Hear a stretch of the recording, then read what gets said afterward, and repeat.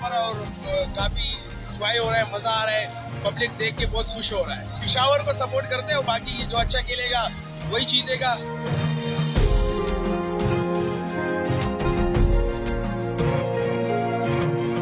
सारे प्लेयर अच्छे माशाल्लाह कराची के और इंशाल्लाह कराची ही जीतेगा दोबारा से।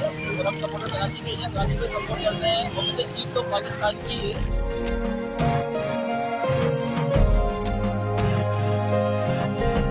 मैं पिशावर ज़ल्मी को सपोर्ट करता हूँ।